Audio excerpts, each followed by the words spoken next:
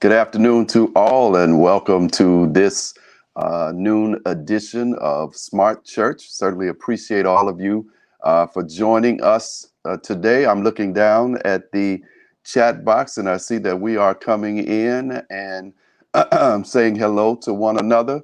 Certainly enjoy the fact that people will take the time in the middle of their day to stop whatever they were doing to share with us as we come together to study God's word for a little while.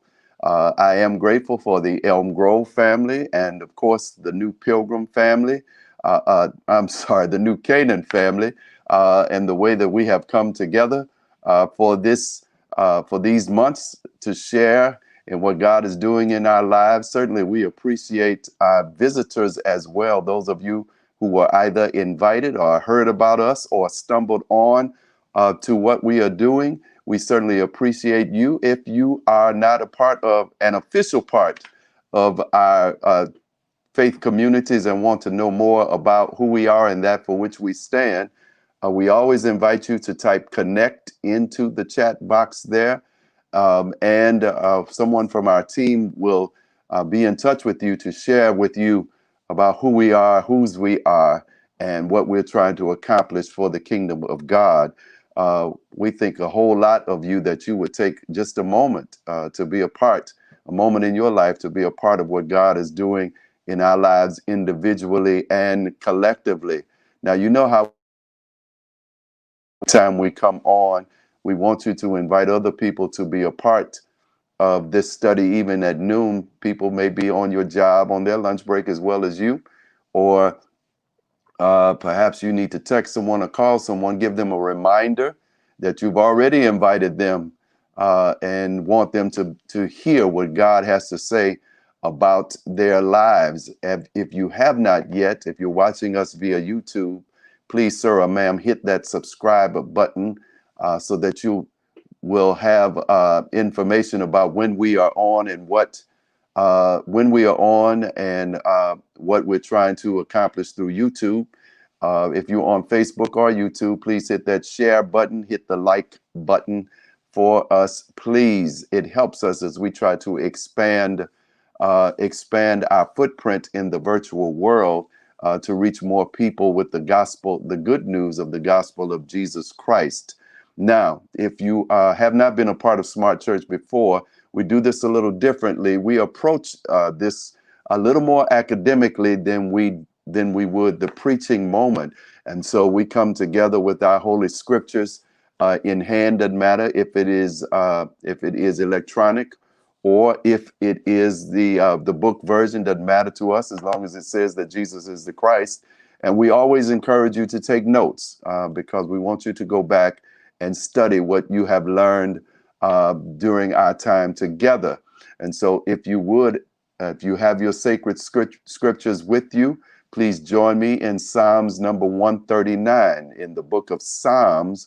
And we want to look at number 139 and just the first 6 verses. I'm sure that this is one that you have read before and probably have marked, but make yourself a mental note to go back or put it in your notes to go back and to read this one again. I hope that everyone can hear me well and see me well. If there is a problem, please let us know so that we can make whatever corrections are necessary. If you can hear and see well, if somebody would just let us know by putting it in the chat box, thumbs up or all is well or whatever it is, so that we will know that we are all connected. Again, I want to call your attention to Psalm number 139 and the first 6 verses. Psalm number 139, verses 1 through 6. Thank you so much, Sister Vera. Uh, let's Let's read together. I have the New King James Version. Please follow along with your sacred scriptures. It reads, O Lord, you have searched me and known me. You know my sitting down and my rising up. You understand my thought afar off. You comprehend my path and my lying down, and are acquainted with all my ways. Verse 4, for there is not a word on my tongue. But behold, O Lord, you know it all together. You have hedged me behind and before, and laid your hand upon me. Such knowledge is too wonderful for me. It is high, I cannot attain it. That's the reading of God's holy and unchangeable word. If you've been with us these last few weeks, we started as the election season began to heat up in our country. We started talking about dealing with stress because we recognize that all of the rhetoric around us, our personal situations and circumstances, perhaps it wasn't even anything bad or anything that could cause evil in our lives, but just trying to get things done, accomplish things, dealing with the reality of the COVID-19 virus, all that was happening around us. We recognized that all of us were and probably still are susceptible to this notion of stress. And so we started going into the scriptures and explaining how to deal with the situation. I want to continue that on today, dealing with stress. Certainly, we should all feel a little bit better since we know that 46 minus 1 is on his way out, and all of the chaos and madness and foolishness that was caused from a federal level on these last 4 years.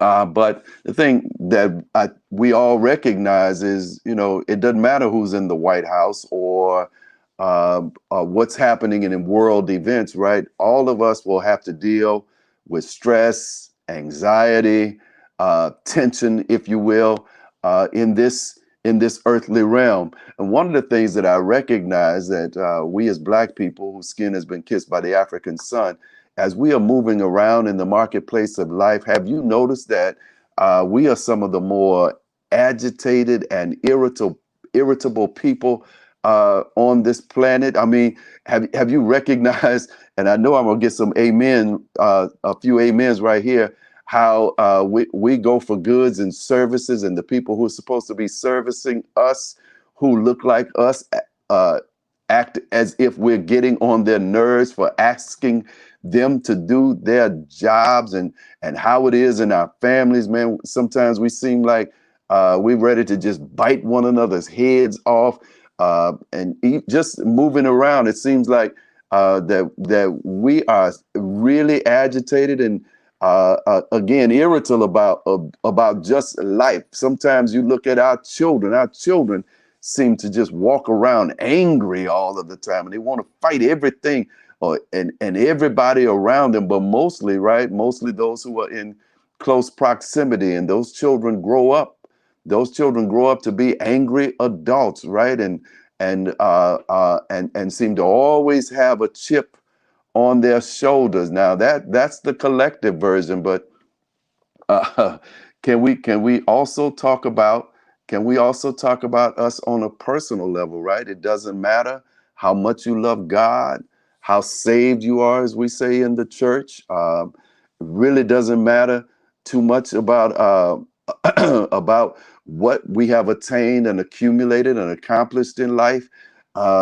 If you're living on this earth, in this earthly realm, and dealing with other people and life situations and circumstances, sooner than later we will all meet with something or someone that will cause anxiety and tension in our lives. And I will readily admit that I'm one of those persons that sometimes the positive stress can actually help me to perform better when I'm up against a deadline, or when I know that people want to see me fail, and I'm more determined to let them see me succeed than I am to let them see me fail. I have 100 stories about that, about how people will watch us, right, to see in hopes that we will fall, and because of God in our lives and the grit and determination that He has put in us, there is something in us that will make us say, I'm not going to fail because they want me to fail. That kind of tension can really push us to do great things, right? And to accomplish that which we set our hearts and our minds to. But the fact of the matter is, this notion again of stress and anxiety and tension that is a part uh, of this life can really have some detrimental effects on not just the way we live, but the way we interact with people. Scientists have shown that there are really kind of three stages, and I guess it depends on what study that you read. You can probably read a little bit more, a little bit less, but let's just add three. And when you're taking notes, as how we recognize, how we know that we're dealing with stress in our lives, because certainly we want to correct that. You can't let it go on. The first thing is this notion of tension, right? That's the tightness in the shoulders and the neck. It's the headache that starts in the back of your head. It's and I've noticed for myself, but I don't know about you. But that the older I've become, it is, I sometimes get the aches in my joints as well. It is this feeling of no energy. It is this feeling of sleep that comes on us, right? That's the tension that's caused by either the uncertainty of a situation that is upcoming or something that is happening around us, right? And then the next stage is this irritability where we're mad, angry with everything and everybody. You all have heard me joke about, how you don't want to feed the fish and you want to kick the dog and you don't want anyone to talk to you and don't touch me and don't look at me. You're breathing too loudly, right? And you want to fight everybody. What you looking at? I'll give you something to look at. All of that kind of stuff, right? Saved. I love the Lord. I'm about salvation and justice. But man, this stress is taking a toll on me. And then the third one, let me go back through. First one is the tension. It is when we recognize physical changes in us. The second one is the irritability, where we really, we just upset. Sometimes we wake up in the morning upset, trying to pick fights with people who are not, they just trying to help, just trying to do what's best.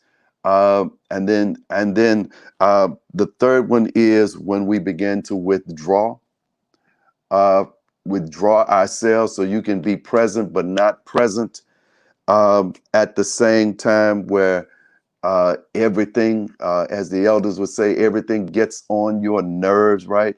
You're intolerant to everything, and nobody can do anything right in your presence. So I'll go through it again. First is the kind of the tension thing, when stress is trying to take hold, as the tension thing, and then the next thing is the irritability that we find, and then the next thing is this kind of withdrawal. I'm present, but the real me is really not present, right? And so I'm acting out, and I'm doing things that are not normally a part of who I am, not part of my personality, not a part of that which I stand, for which I stand. Here's the thing, and please don't go to sleep on me. I promise you, this is going to bless us. Thing about dealing with stress, right? And I can be smiling and stressed out.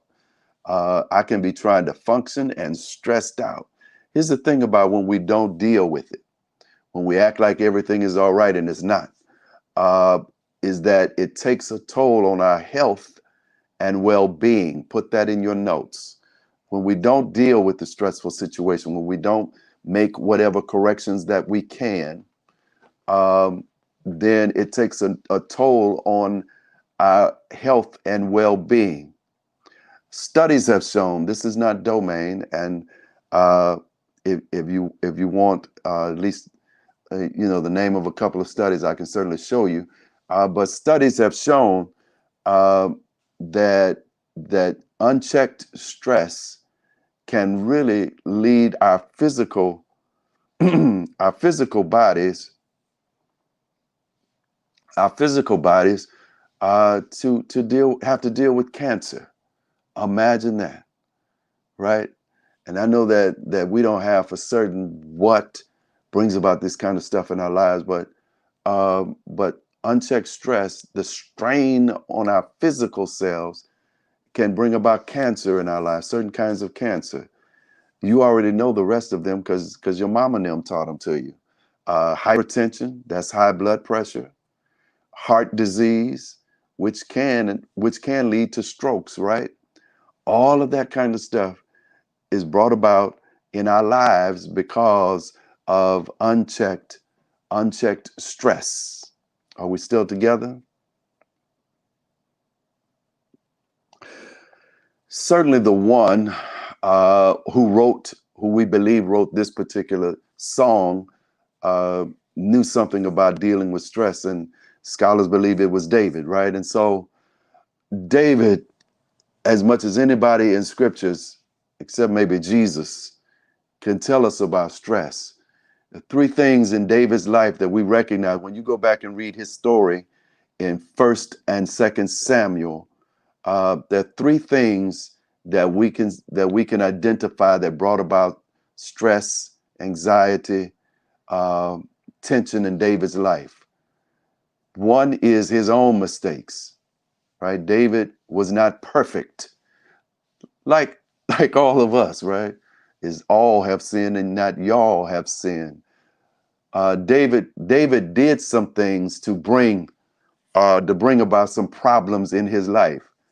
And truth be told, if we are honest, we're the exact same way. We try to find a so-called scapegoat, try to point the finger at something or someone else, try to find an event from our past that says, if this wouldn't have happened, then I wouldn't be this way. But let's be honest with ourselves and do that thing which God loves, and that is to tell the truth. And the fact is, there is some stress that we bring on ourselves through our bad decisions, right? Some of it is a one-time thing, but sometimes it is the development of a lifestyle that we know is detrimental to our health and well-being, right? And it causes stress on our minds and on our bodies and on our emotions. So we recognize, David's story, right? The Bathsheba thing, a bad decision, the way he did not handle his children correctly, and they brought about stress in his life. We already know that David had anger issues, and perhaps the anger issues were a result of the stress that he brought into his life. So we know, right, one from David, that our own bad decisions bring about stress. Here's the second one: external, our enemies, right? And if you are on the Lord's side, don't think that you're so cute or so likable or your personality is so good that you're not going to have enemies. Because the Bible teaches us very clearly, if you are for salvation and justice, the world will not love you, right? If you're for right and righteousness, if you're trying to display mercy and grace in the same way that you have received it, this world will not. The fact is, there are some people who don't even know you, but they watch you and they know that you stand for God and what God is up to and what God is doing, and they don't like you because of that. And so, a part of living this life is to know that we have enemies, and enemies are not just Satan does not just set up enemies to look at us funny every now and then, right? Enemies are meant to cause hurt and harm in our lives, even if it's just mental and emotional, right? And so, and so it is our enemies who will bring stress. That person who does the dirt, says the slick stuff, and when you really want to just release your tension and just give it to them real good, and God will say, keep your mouth closed, right? And you sitting there steaming. Ooh, God, if you just let me loose. Uh, uh, Enemies who do dirt and smile in your face, right? I'll never forget that. I don't know where I read it or who told it to me in the last couple of years, but it stuck with me, right? That when you catch a dog doing dirt, dog doing wrong, they put their head down.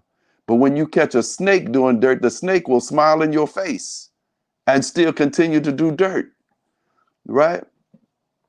And so we all know David and Saul, David and his own child that came against him and tried to take his throne from him. Um, uh, David and those who just sided against him, the Philistines. We meet almost when we meet David, right? Who is this uncircumcised Philistine that dares to speak against my God, right? Goliath. You can imagine the stress that that child was under going out to face this giant, and we can romanticize it all we want. And don't you know that we have major giants in our lives as a people and personally, right? That cause anxiety. When people that you count on to do what's right refuse to do what's right, boy, that will, as they say, that will send your blood pressure up. Uh, so that's the second one. First one, our own bad decisions or indecisions. Secondly, external enemies. The third one is just life, right? That you didn't do anything wrong. It's not your enemy. Life happens, right? When a loved one gets sick and you don't have the medicine in your hem of your garment to heal them. Um, uh, Dealing with circumstances that you did not calendar, but you cannot avoid.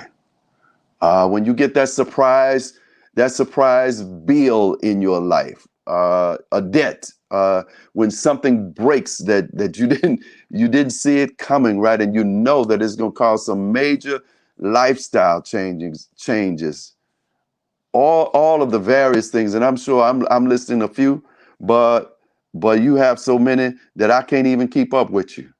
That list would be as long as our arms, right? Because we all know that sometimes life will just stress you out, right?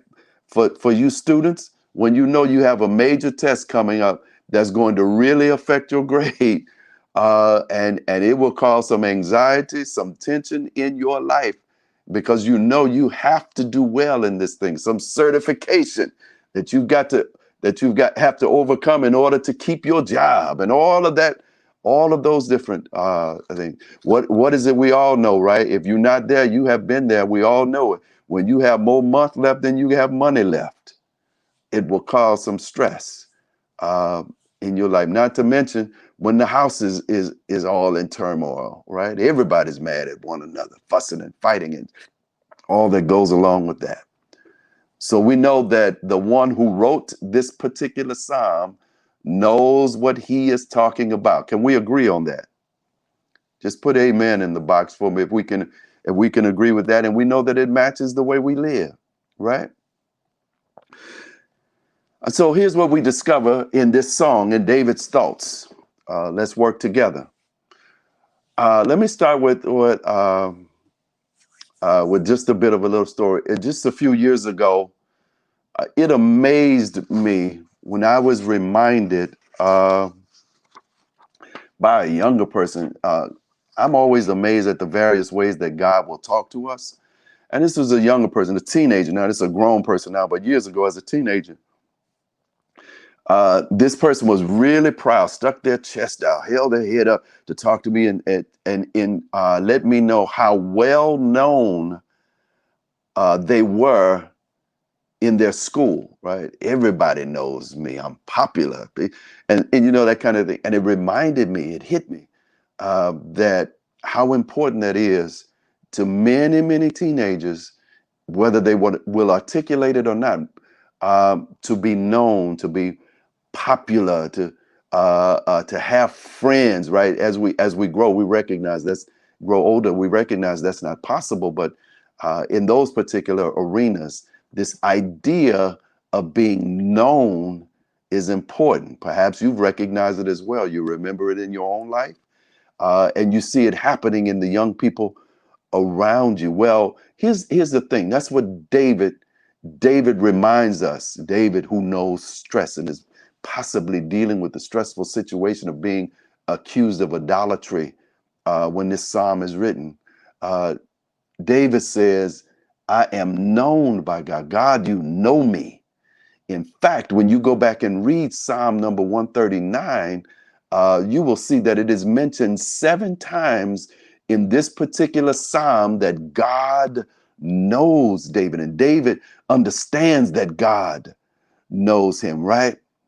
And as Christians, as disciples of the living God, through faith in our Nubian Redeemer, Jesus the Christ, uh, it is rather assuring, builds confidence in us, our faith, when we recognize that no matter what is happening, what is going on around us, that we are known by God. God knows us. We're going to walk that through, because that's the important point in all that we read today, is that God knows us. Underline that after you've written it down, right? First, I want to start, just imagine what life would be like if God did not know us and we did not know him. Almost unimaginable, right? Because some of you have been taught from your earliest days about who he is and what he can do for us until you finally came to believe it for yourself. But just let your mind click for a second. Imagine what life would be like if God did not know us and we did not know him. Imagine, right? Imagine that we wouldn't get what we need, right? Our needs would not be met. Imagine that our enemies would have free reign in our lives. Imagine that, right? There would be no such thing as blessings, as grace, as mercy, no such thing as favor in your life, in our lives, right? We would not know ourselves if God did not know us. We would believe what the dominant culture has to say about us, because we would not have a counter reality from God that says you are not that, right? If God did not know us and we did not know him, fact of the matter is the number of our days would probably be cut short. If God didn't know us, that thing would have taken you out by now. But the fact is, David is right. Your story, your testimony is right. From Sunday, I'm giving a plug from our Sunday series. I have a story to tell, right? Because I know him, I can say I have a story to tell. And because he knows me, I am confident that no matter what, my needs will be met, because he knows me, right? I'm protected from that which would cause devastating harm in my life, right? So I'm protected from enemies, uh, uh, uh, both human and situational, right? That will really cause great harm in my life. I'm protected from them. I'm protected from their weapons, and I'm protected from their lies about me, because God knows me. God knows us, right? Then we are granted life, and not just life, the bios, right? Not just to exist, but you already know the word, the Zoe, right? That and more abundantly. God brings about satisfaction and fulfillment in our lives because he knows us and because we know him. Fact is, right?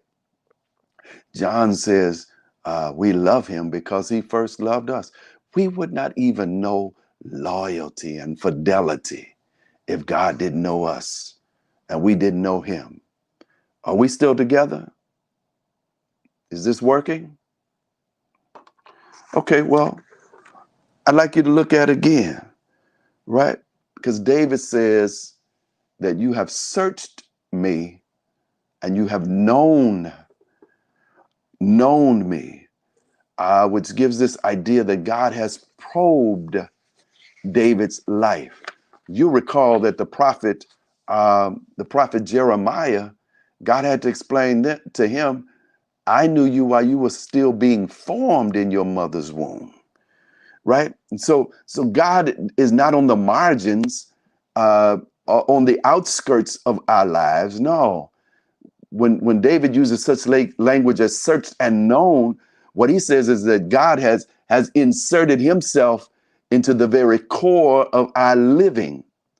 In fact, I would suggest to you that the word means that God is so intimately involved in our lives, so closely involved in our lives that he has a real effect on our lives.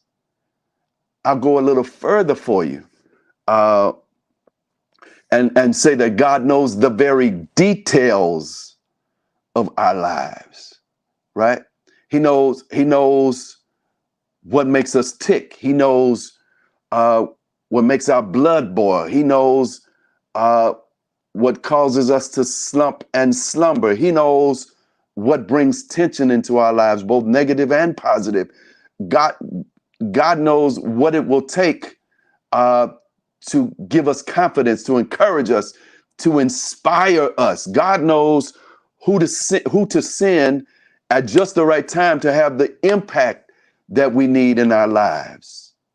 And because we are confident in this fact, and because we embrace the fact that God knows us, that his knowledge is real about us, then it causes us to function differently, right?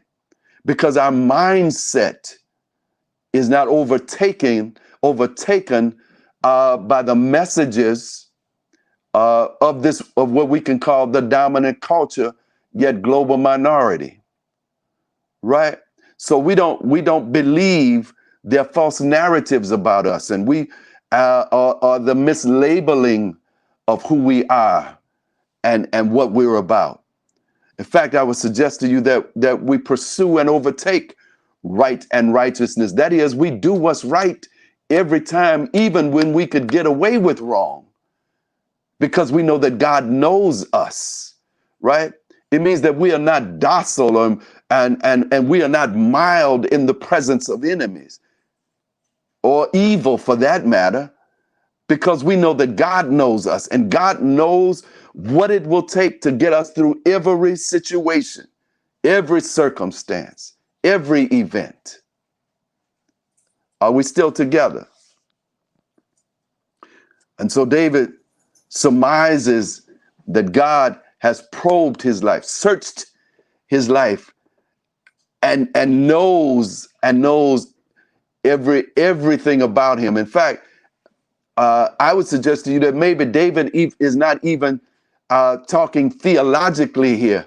Maybe David is talking judicially, according to the courts.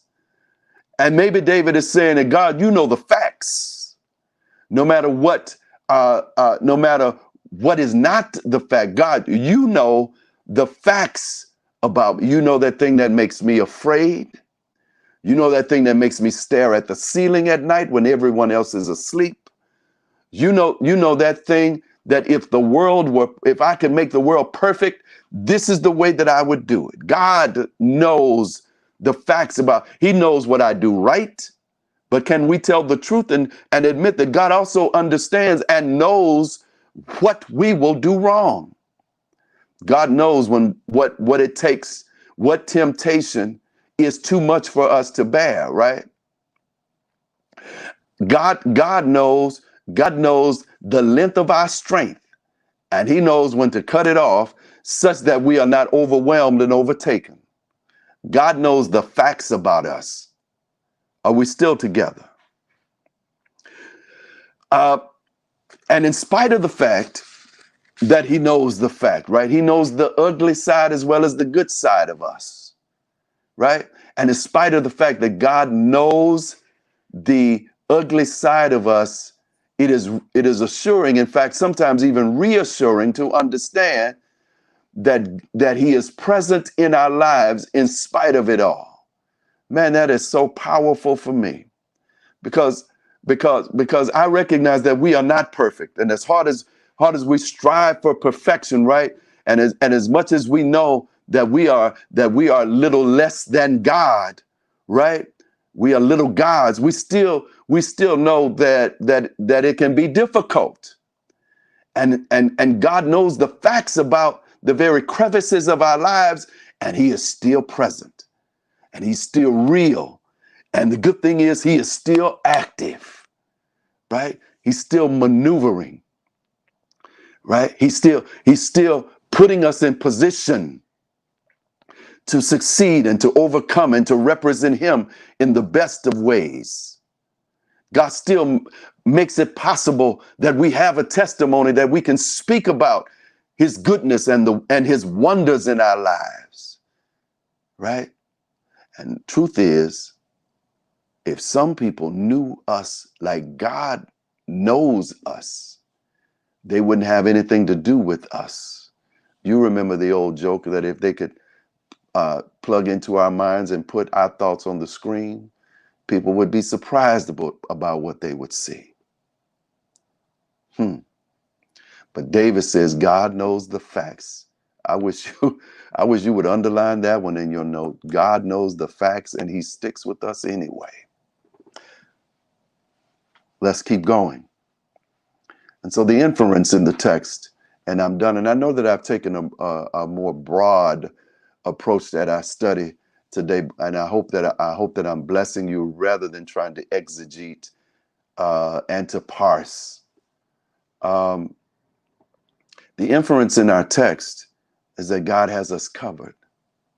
God has us covered. Sometimes you hear me say, and I was so blessed to hear Ms. Rose Forrest mention it in her speech the other day when they named the building after her, how I remind you that God has his hand on us.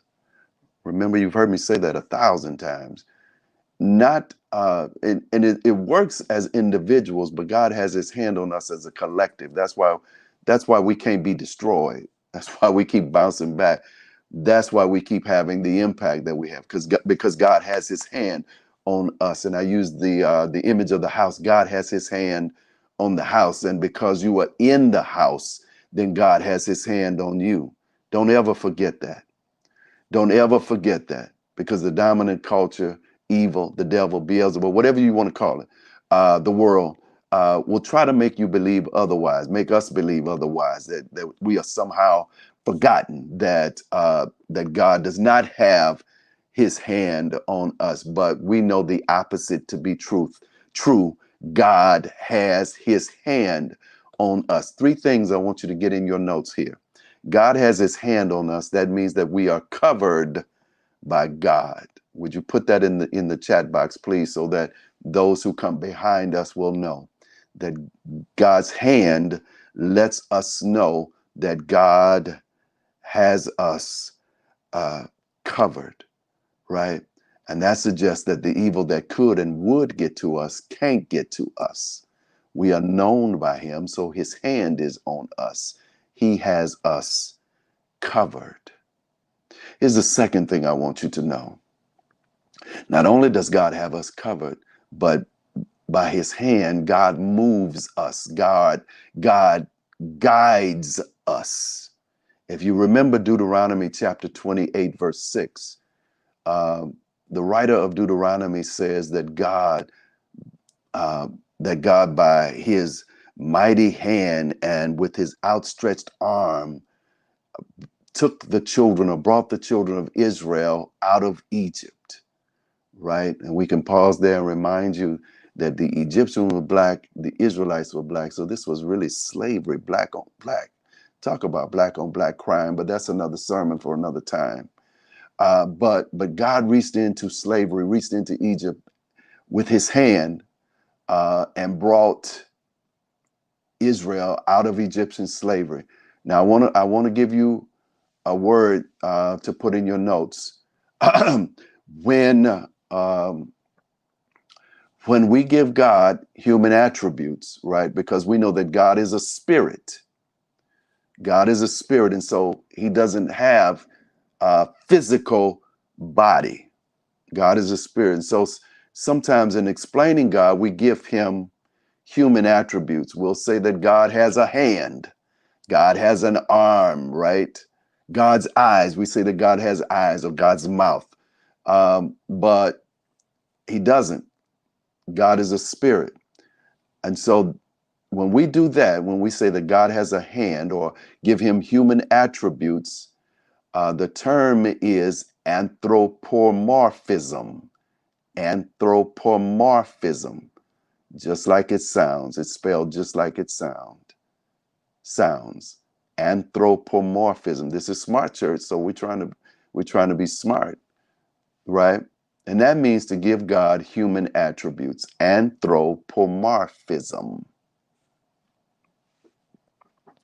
So look, God's hand covers, God's hand moves or guides, right? And that story about bringing the children of Israel out of Egypt is so perfect for this explanation, because it literally means that he took them out of something in order to put them into something better. Imagine that. That's how God works in our lives, right? Some of you, he let you get fired at some point so that he could put you in a better job, or he did not let that friendship last because he knew that would be detrimental to your well-being, to your life, and so he let that fall apart in order to put you into something better. We all have those kinds of stories, right? It means that God moves or God guides us. I'll never forget, years ago I read Bishop Kenneth Omer, who said that if God brings you out of something and you're not into the better, in quotation marks, into the better yet, it just means that God hadn't put you down yet. He's still working with you. And so we can expect that when he lets something go, when he brings us out of something, when something falls apart, it only means that he's bringing us into something better. God moves us, God guides us with his hand. His hand also lets us know that he has placed us under his authority. When God has his hand on us, it means that God covers us. It means that God moves us. It means that we are placed under God's authority in our lives. That means that we seek to please him by living according to his will, his way, and his word. I think I mentioned those three last week. His will, his way, and his word. That's living under God's authority, right? Now we can rebel, and truth is that God will allow us to rebel and go on and do what we want to do and make the decisions. It's just that we're going to have to pay the consequences for those actions or decisions. And so it's best to just live under his authority. What does God want? And even when I don't know specifically, I will live according to what I do know, right? And if let me give us a hint. If I have to question, if I have to use this kind of, for God, if this is a sin, stop me, more than likely it's a sin, right? Okay. Uh, so here's the last thing. Um, Living under God's authority suggests new life, which gives us a new perspective. Living under God's authority gives us new life. And the only thing I want you to remember about that today is when God gives new life, when God lets us start again, when God moves us, when God covers us and the enemy attacks and is not successful, all that goes along with that, then it suggests we can't go back to our old ways. I keep trying to teach us as a church and as the church, right? The individual and as the institution. When this pandemic thing is over, we are not going back to life as it used to be, right? The God has set us on a new trajectory. And I want you to spend time with God during this slow time, right? And I know that the politicians and the business community is trying to push us out as much as they can. But I would encourage you to keep it a little slow, even now, right? Take all the precautions, but also be careful to spend time with God. Where is life going now for my family, for myself, right? What should I consider for the rest of my days? Because a major event like this does not happen for life to go back like a rubber band, right? To just snap back to what it was. No, God has set you on a new trajectory. And so where are we going now? What's the next move, right?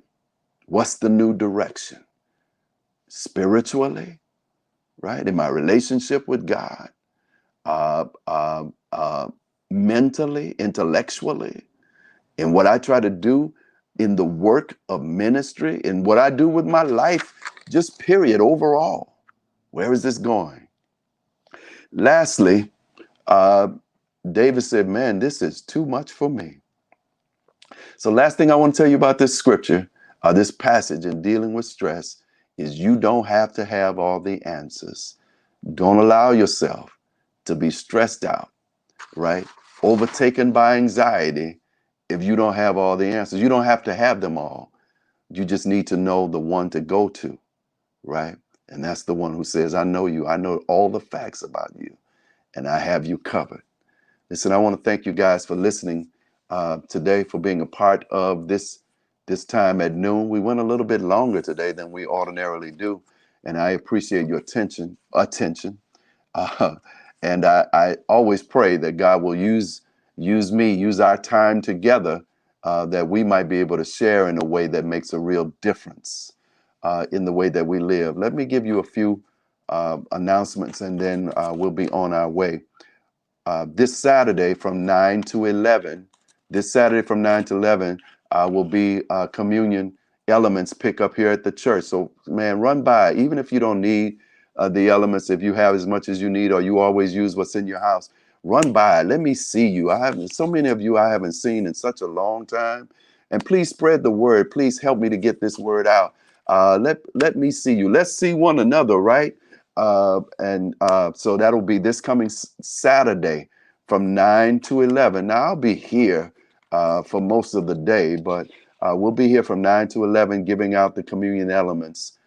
So please run by. And as always, we like to give you information that pertains to our lives and the way that we are living. Brothers, please help me spread the word. Ladies, please help me spread the word. Brothers, please help me to spread the word that on Thanksgiving morning at 8 a.m., the men are going to engage in prayer time. I know that many of us will be frying turkey, baking turkey, all that we do, preparing ourselves for the day. But for just about 20 minutes or so on Thanksgiving morning at 8 o'clock, the men of Elm Grove, New Canaan, and King Solomon Baptist churches, along with all of their guests, any man that wants to be involved, going to come together for a time of prayer. I think heaven is going to hear that, and heaven is going to answer some prayers that day. So that's Thanksgiving at 8 a.m. The call, the number, the information will be out very soon. Don't forget that we still ask you to fill your jars that we took before the pandemic. We're believing God that this summer we're going to have the opportunity to provide our student work program for our young people. And when you fill that jar up and give that jar, that helps us to pay for that program. For those of you who don't know, every summer, except this past summer, our church has decided that we will effectively hire 13 to 15-year-olds, let them go out and work for various entities in our community, and our church pays those honorariums for our young people, 13 to 15-year-olds. It's a wonderful program, and so we take jars throughout the year and fill them up with dimes and quarters and turn them in, and that money raises thousands of dollars for us to be able to pay those salaries. And so we're looking forward to that. Don't forget your jars. Now, don't tell her that I told you, but this Sunday is Dr. Angela's birthday. And I wish you would help me to make it very special for her in your prayers, in your text, phone calls, words of encouragement to her. This Sunday, Dr. A's birthday, and I really hope that you will help her to feel special. She's really poured herself out for our two churches during this time. So that's this Sunday, the 15th. Lastly, there is a death notice. Brother Leon Rogers Sr. Has gone to be with the Lord, and his funeral is going to be Tuesday at 11 a.m. at Winfield Funeral Home on Plank Road. I imagine there will be a visitation probably about an hour before that. So please keep Sister Thelma Rogers. She's such a sweet lady. Please keep Sisters Thelma and their children, their relatives, in your prayers and your concerns and in your phone calls. Well, God bless all of you. Thank you so much for sharing.